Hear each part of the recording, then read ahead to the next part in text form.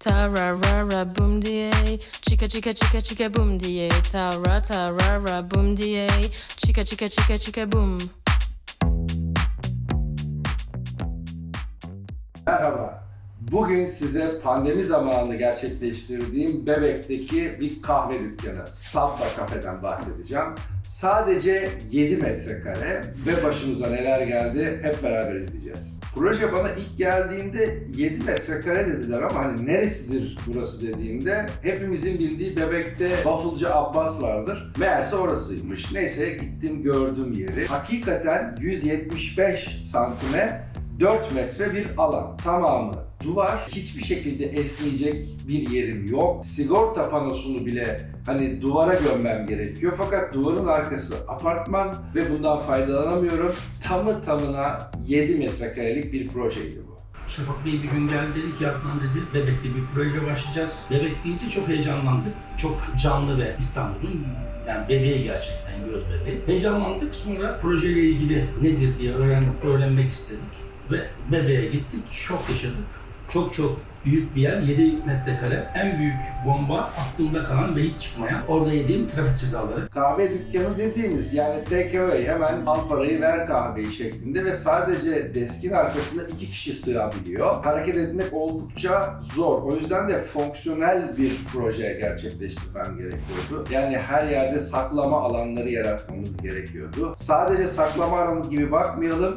Depolama, hazırlık, imalat, bakım, temizlik, buzdolabı, havalandırma, temizlik aletlerini koyacağımız boşluklar, karton kutuları koyacağımız boşluklar, ödemenin alınacağı yer, sergileme, sunum. Yani kısacası gerçekten aslında zor bir proje. Ne kadar küçük metrekare olursa bizim için çözülmesi gereken alan o kadar fazla oluyor. Daha kahveci açılmadan bizim dikkat çekmemiz lazım. Nasıl dikkat çekeceğiz? İddialı ne yapabiliriz?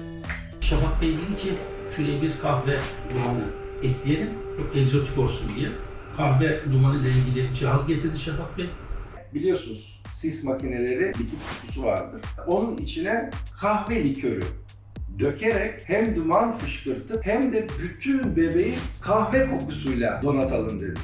Ve bununla alakalı denemelere başladık. Hemen işte bir duman makinesi bulduk. İşte buna esansını bozar mı acaba kahve likörü? Yoksa çalışır mı, çalışmaz mı gibi birkaç denememiz oldu. Gayet de başarılı oldu. Küçük alanda denedik ama bu sis makinesi mükemmel kahve kokusu veren bir alet haline geldi. Neyse buna göre dışını tasarladık ve brandayı aşağı doğru indirdik. Tam kahve fincanının ortasında ufak bir delik açtık. Ucunda kenarında ışıklar var. Sis makinesini arkadan bir konstrüksiyon yaparak oraya yerleştirdik ve ilk denememizi yaptık. Dumanı püskürttük ve bebek gerçekten mis gibi kahve koktu. Aradan 5-10 dakika geçti. Bir baktık ki itfaiye geliyor.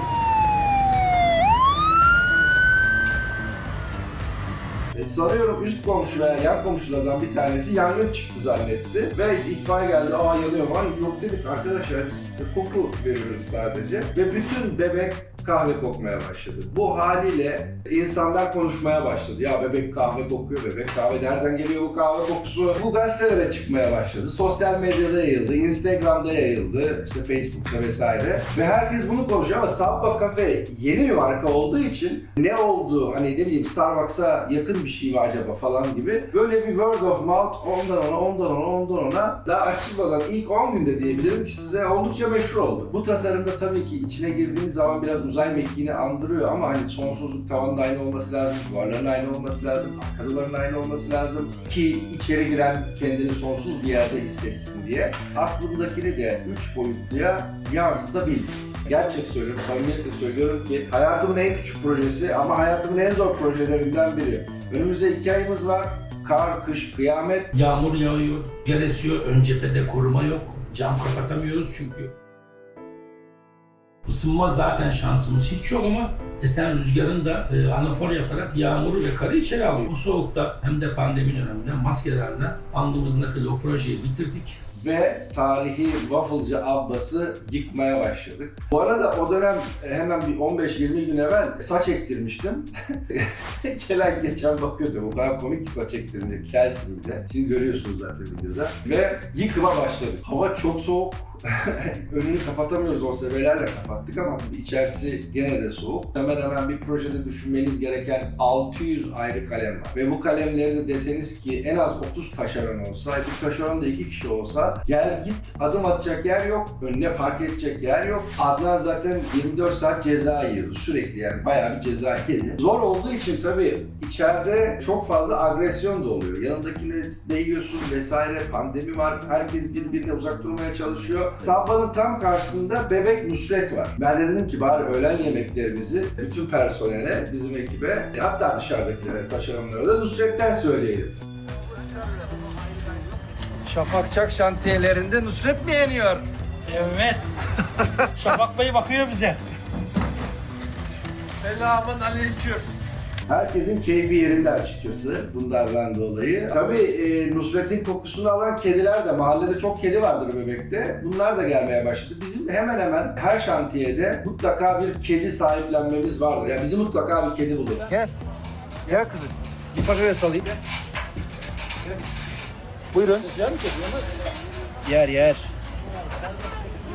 Çok güzel be Nusret, ye işte. Nusret kız. İşte bizi bulan kedilerden bir tanesi Basri. Tanıştırayım. Bu da ofisimizin kedisi Basri. Ve her şantiyeden tabii sahipleniyoruz haliyle.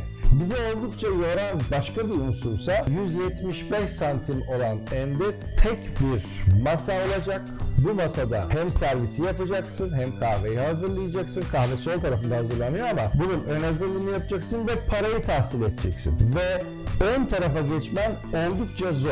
Burada atölye imalatta deski hareketli yapabilir miyiz diye bir mock-up yaptık. Ve evet sonunda başardık. Çünkü hareketli yaptığın zaman bütün elektrik ve su sisteminin de aynı anda hareket etmesi gerekiyor. Bu yüzden oldukça gerçekten hani diye düşünebilirsiniz ki 2 tane ray koyacaksın duvara ve burada gidip gelecek. Pek öyle değil. Gece ve gündüz demeden hakikaten neredeyse abartmayayım ama 18-20 saat aralığında hava işte 4 derece, 1 derece, bir yandan kar yağıyor. Zaten soğuk. Gece gündüz sürekli sağ olsunlar herkes canla başla çalıştı. Detaylar gerekiyor. O da nedir? Hani önden kasadan aldığınız kahveyi alacaksınız. İçeride bir arkadaşınızı beklemek zorundasınız ki ön tarafta sadece 4 kişi aynı anda durabilir. O ön tarafa 2 tane yanlara deskler tasarladık. Bu desklerin üzerinde işte USB girişi, priz vesaire ve bu detaylara çok önem verdim. Bunun aynısını dışarıya da koydum. Ve bu dışarıdakileri de gündüzleyin evet kanat gibi açılıyor. Akşamleyin de içeri toplanıyor ve sürgü iniyor, panjur kapanıyor şeklinde. Haliyle içeride 4, dışarıda hemen kapının önünde de 4, 8 kişiyi rahat rahat bir kahve içer pozisyonuna getirdik. Başında söylemiştim, tavanı tamamen ayna yapmamız gerekiyor diye. Ancak Adnan bu konuda çok dertli. Trafik polisi sürekli başımızda olduğu için o plexiyi de yapıştırırken oldukça kötü oldu. Benim de işte dediler ki Şafak Bey gelip bakar mısın? Gittim baktım, olacak gibi değil. Saat 4. Bir Nusret partisi daha. Evet. Sağ olun. Başaran Bey. Teşekkür ederim. Instagram fenomeni. Kesinize bereket Şafak Bey. Kesinize bereket.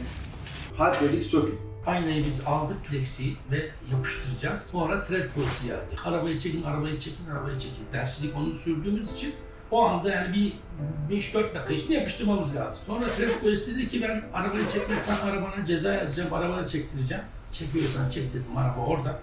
Al git dedim. 12 tane falan ceza yedik.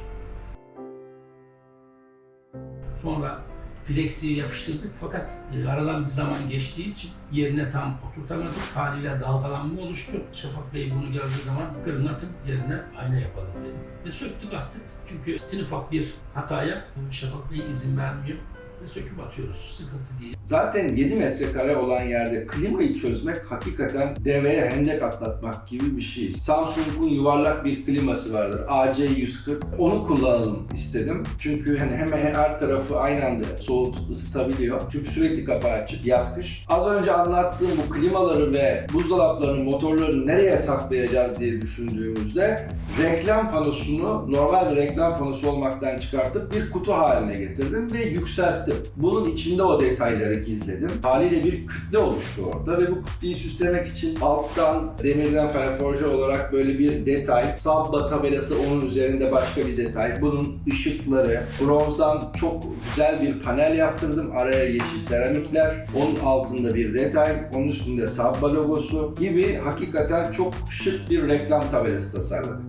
Ön tezgahı kullanışlı olması gerekiyor demiştim ya. Şimdi bunun üzerine mermer olmasına karar verdim tezgahın ve burada panda dediğimiz mermeri tercih ettim. O mermer düz tezgah olarak gördüğünüz hepsinin aslında bir saklama alanı. Görünmeyen saklama alanları yaratmıştım. O yüzden mermer sürekli hareket halinde. Bir yandan da dirsek, el, her gün değiyor, kasa, para vesaire korunması gerekiyor.